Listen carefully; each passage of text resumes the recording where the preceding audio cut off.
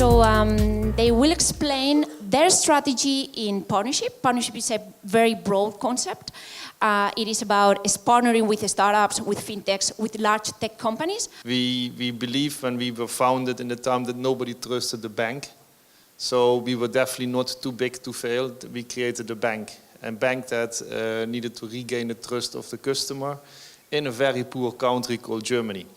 And the way to do that is to create a community where customer can reach us, where the customer can immediately write an email to the CEO, who's not hiding behind 5 secretaries on the 7th floor.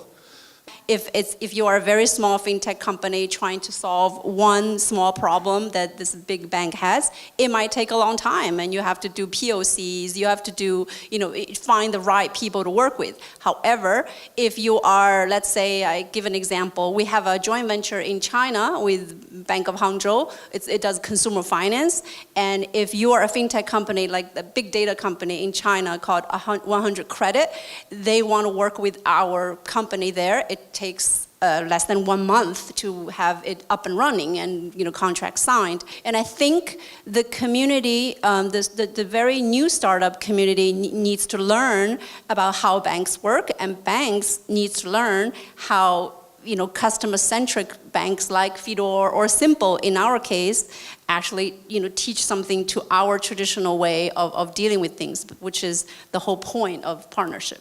So I don't actually think regulators are a problem, and particularly in our geographies. I mean, look at India, look at Singapore, Hong Kong. These are not regulators that are preventing us from being digital or embracing fintechs. These are regulators that are goading us on, in the case of India, creating the infrastructure that allows us to do that, right? So I don't think regulators are a problem. Regulations end up being a problem when you are a local bank in 40 countries. That's just inevitable.